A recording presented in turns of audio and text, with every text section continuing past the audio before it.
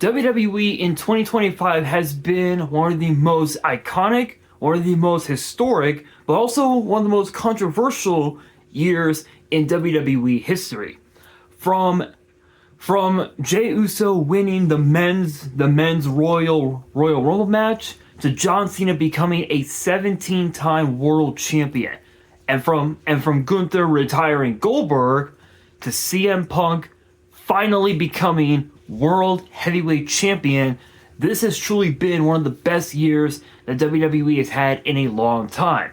However, 10 superstars have had such incredible years, had such an incredible 2025, that they have made this top 10 list. So in today's video, I will be revealing the top 10 the top 10 best WWE superstars of 2025. And we kick things off at number 10 with Chelsea Green. Probably one of the most, my opinion, one of the most controversial picks for this top 10 list. Chelsea Green came back to WWE a couple of years ago in 2023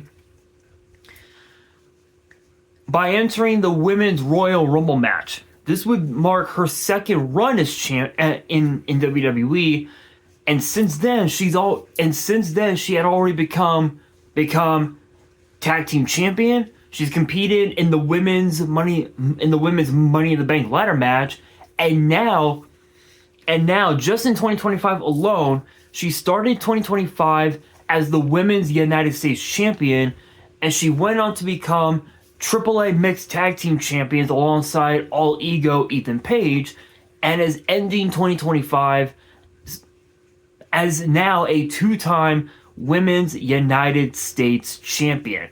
This has truly been a very interesting year for Chelsea Green, mainly because of the fact that this is actually the first time that Chelsea Green is... This has probably been not... How can I say this? This has probably been the best version of Chelsea Green we've had in a very long time. And I have no doubt in my mind that 2026 is going to be a very crazy year for the current United States champion. And I will say that looking back at Chelsea's time this year, she really has truly shown the WWE universe how good she can really be in the ring, and she's proven it. And I think 2026 could be the year that we see Chelsea Green as a world champion. That brings us to the number 9 spot, which is none other than Joe Hendry.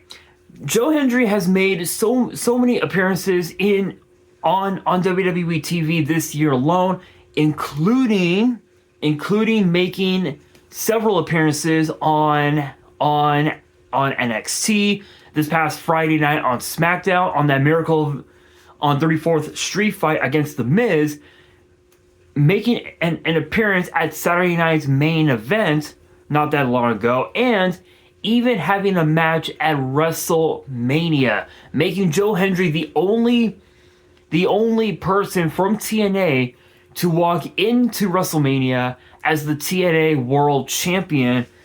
And I have to admit, this has been such a great year for Joe Hendry that 2026 we could see Joe Hendry on the main roster, because there's been a lot of rumors going around saying that Joe Hendry might end up on the main roster a lot sooner than people expected. That brings us to the number 8 spot, and this one is going to be a little controversial. I know that there's probably going to be some people posting in the comments saying, oh, this person shouldn't be on this list, it should be someone else. Jey Uso. I get that, Jay. I get that. A lot of people are probably sick and tired of Jey Uso being on these top 10 lists. But this year has been a pretty interesting year for main event Jey Uso. Not only winning the Royal Rumble, but finally defeating Gunther and becoming World Heavyweight Champion, which honestly he 100% deserved it. I get that. A lot of people wanted John Cena to make history and become the only person to tie Stone Cold Steve Austin with 3 Royal Rumble wins. But to be fair, Jey Uso needed that win more than anything else back in January, where he had to defeat Gunther. He needed to find a way to get to Gunther and the World Heavyweight title, and the Royal Rumble match was exactly that. He goes on to WrestleMania and becomes World Heavyweight Champion. Yeah, sure, he may have only held the title for a few months, but to be fair, a lot of people were expecting Jey Uso to only hold on to the title for less than a month. He held on to the title for at least 3 months. So that was probably one of Jey Uso's best championship runs that he had all year. But that brought us to what has happened after losing that title. He ends up in a massive rivalry with The Vision, competes inside War Games, had an instant classic with CM Punk at Saturday night's main event, and as of last night, after Monday Night Raw went off the air, Jey Uso is now a 10-time tag team champion. 11-time if you count the FCW tag team titles, but it's 10-time champion. 10-time Uso. So I don't know. I think this has been a pretty good year for Jey, but I have no doubt in my mind that for the Usos as a team, Jimmy and Jey Uso might go after singles gold once again, which honestly, that's something that a lot of people are expecting, but no one really knows for sure. It's too hard to call. But that brings us to the number 7 slot, and that slot belongs to JC Jane. What a year for Fatal Influence. Obviously, yes, losing the women's North American title to Stephanie Vaquer earlier this year at Vengeance Day was not on their bucket list for 2025. As I'm trying to wipe the shit off my eyes. But to be fair, JC Jane had silenced all the doubters. Excuse me. After becoming the NXT Women's Champion, everybody considered her the most beatable champion in NXT history. Since then, JC Jane has proved all the doubters wrong. Yeah, sure, she had to regain the title at Gold Rush to prove it, but now JC Jane has proven to be the biggest threat to the entire NXT Women's division that we've seen in a long time. Probably even, I would probably say, a much more bigger threat than how Shayna Baszler ran the women's division in NXT as women's champion. And I have to say, we could be seeing another version of Shayna Baszler in the form of JC Jane, and that is very possible. I mean, she started 2025 not a champion. Now she's ending 2025 the same way she's going to start 2025, and that is as the NXT Women's Champion. So that brings us to number 6, Cody Rhodes. Normally, Cody would be at the top, at the much more higher levels of this top 10 list. But to be fair, there are a lot of fans that are kind of sick and tired of Cody Rhodes as the WWE champion, and I don't blame them. But at the same time, you need to have someone who is going to carry WWE into the next five, literally into the second half of the 2020s. And the only person that can pull that off is obviously Cody Rhodes. Cody even mentioned that he doesn't have much time left as an active wrestler, and I don't blame him. Obviously injuries can happen. He's getting older, and not only that, but when you really get down to it, Cody Rhodes has done everything that he set out to do. He said that he was going to win the Royal Rumble, and he did that twice, back-to-back years. He said he was going to become WWE champion, and he did that twice. He said that he was going to defeat two of the absolute best that WWE has to offer, and he did that. Roman Reigns and John Cena. Not only that, but he's also a former multi-time tag team champion, and the only championship that he needs to win to become a Grand Slam champion is the United States Championship, which is a title that I believe his own father, the American Dream, Dusty Rhodes, once held in his career back when he was a part of the old WCW days, you know, Jim Crockett Promotions.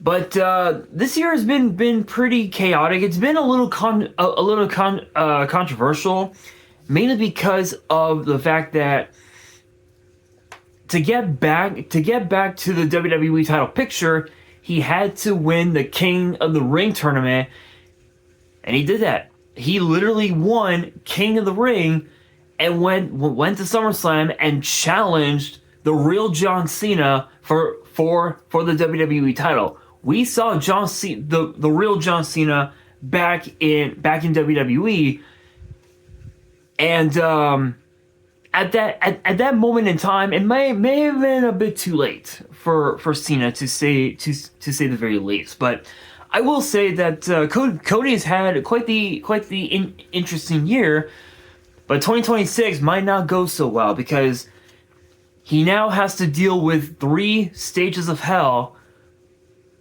against Drew McIntyre. So it's going to be a little interesting to see how that plays out. Coming in at number 5 is the NXT champion, Oba Femi. Man, what a year Oba Femi had in NXT. And just in WWE in general. He started 2025 winning the NXT title. Now he's ending 2025 the same exact way as the NXT champion. He's a 2-time. He's the one. Can't speak. He's one of the only guys in NXT, one of like maybe a few, that can say that he became NXT champion twice in a single year. I know that Samoa Joe once did it. I know that Shinsuke Nakamura once did it. Who else? I think that's it. I think that's it.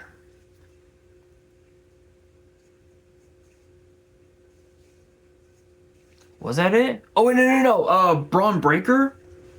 Yeah, Braun Breaker. Braun Breaker from Raw. He's done it before. Now it's Oba Femi. So there's definitely, now going into 2026, there is going to be a lot of pressure on Oba Femi because he has to deal with the youngest in charge, the TNA X Division champion Leon Slater, and this is going to be one of the biggest matches, not just of Leon Slater's career, but of Oba Femi's career as well, because this is the one match that will determine whether or not he is ready for the main roster. But the funny thing is, he's been ready for the main roster since he got to NXT, since he became North American champion a little over a few years ago.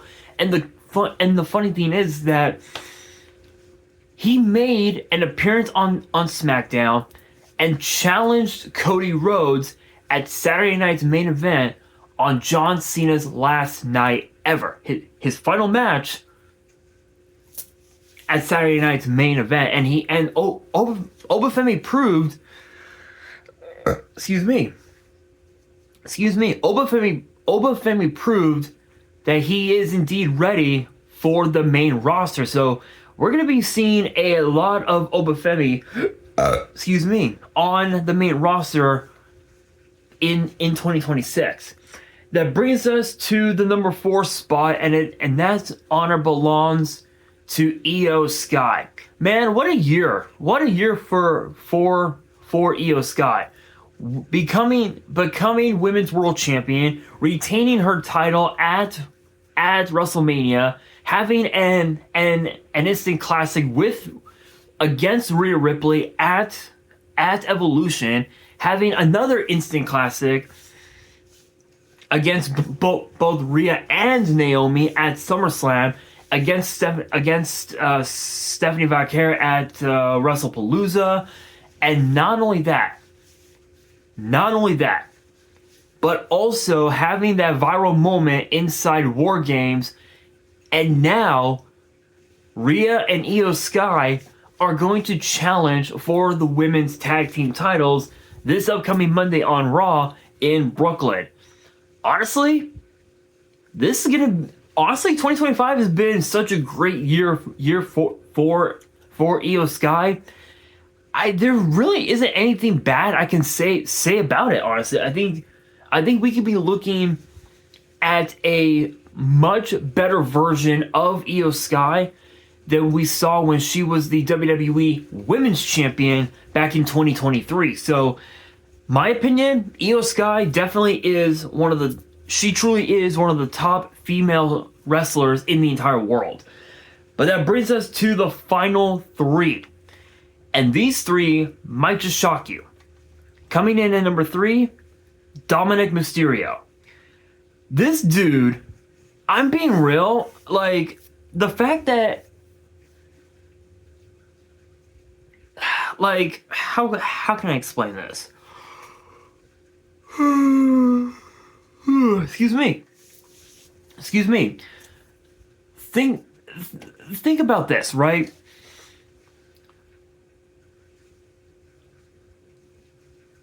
A lot of people were upset, myself included, right? Like, a lot of members of the WWE universe were pissed off, myself included, that Dominic Mysterio turned his back on his father, Rey Mysterio, and his uncle at the time, the rated R superstar Edge, WWE Hall of Famer, at Clash of the Castle in Cardiff, Wales. It's one thing to want to do things on your own, go at it on your own terms. That's one thing. But doing it the way that Dom did was very, very despicable. But within the last, I want to say within the last year and a half, Dominic has truly proven to be one of the top tier stars in WWE, and 2025 was that exact proof. I mean, think about this. He goes to WrestleMania and competes in a fatal 4-way for the Intercontinental title against Finn Balor, Braun Breaker, and his fellow Judgment Day brethren, Finn Balor. Dom pins Finn Balor to win the title, and he brought it home to the Judgment Day. Fast forward several months. He's had he's defended that title numerous times against guys like Penta, guys like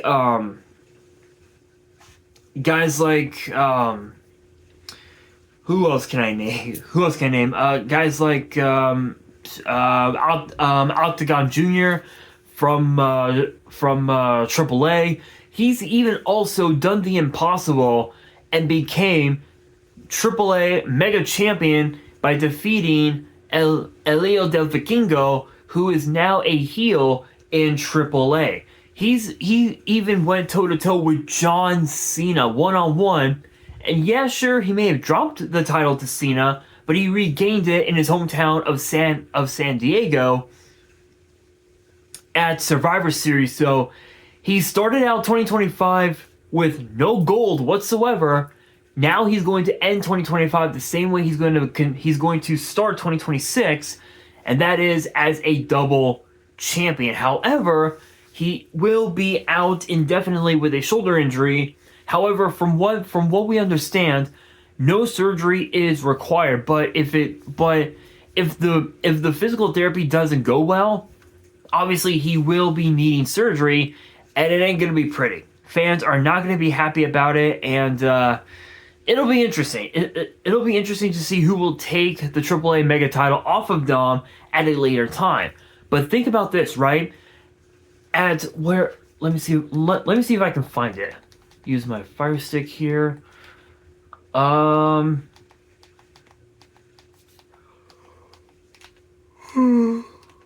Excuse me. Where is it? Collabs. Nope. Here we are. So at AAA's premiere show called Guerra de Titanes. Obviously, for all of my Latino Latino fans out there, you guys can post in the comments below if I pronounced it right, but I don't think I did, unfortunately. But at that event, Rey Mysterio pinned his own son Dominic clean 1-2-3.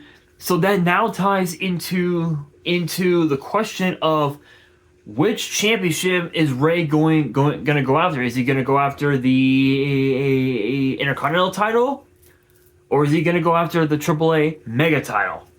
Who knows? Only time will tell. But that brings us to number 2, and it is Stephanie Vaquer. Man, what a year! What a year for again. I know I've said that for everyone on this list, but Stephanie Vaquer has had probably one of the best years that any one person could ever have in WWE. She started 2025 becoming the NXT Women's North American Champion. She goes on to become the only person in NXT to hold both the NXT Women's title and the NXT Women's North American title in the same run. The only other person that could stake claim to doing something that historic is Limitless Keith Lee. For those who do not know about Keith Lee, he's a big dude. He's a big dude who can do a moonsault, and the dude weighs like 315 pounds. Yeah. Think about that, guys. A 315-pound dude doing a moonsault. How is that even possible? I've got no fucking clue. But Keith Lee is the only male in NXT to hold both the NXT Championship and the NXT North American title in the same run. Stephanie Vaquer has done the exact same.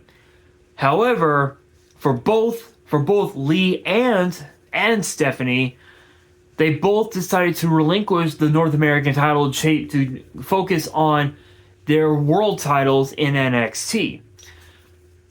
Stephanie Vaquer had such an incredible reign as the NXT Women's Champion that she lost it to JC Jane in the summer, I believe in the summer, and had such an incredible run that was what got her to the main roster earlier this year, and now she's the women's world champion. So think about this, right?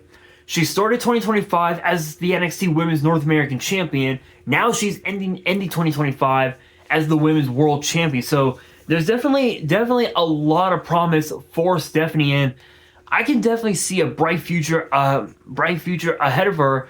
Maybe she might become a multi-time champion. Only time will tell. But that brings us to the number one spot, and if you haven't figured it out already, it is John Cena. Man, I don't even have to say anything else. Just enough said. I mean, think about this. 17-time world champion, won the Elimination Chamber for the final time in his career, had an incredible run as WWE champion, and became Intercontinental Champion, and he ended his career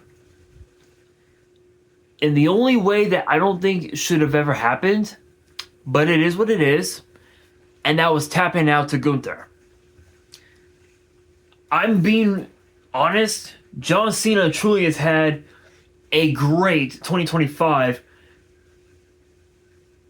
and there's no doubt in my mind that John Cena is definitely going to have there's definitely going to be a bright future ahead of John Cena post-retirement, including potentially being inducted into the Hall of Fame. However, that alone is mere speculation, so we will have to wait and see. But with that being said, that'll do it for today's video. Hopefully you guys enjoyed. If you did, make sure you guys smash that thumbs up button. If you guys are new to the channel and you guys want more top 10 videos in the future,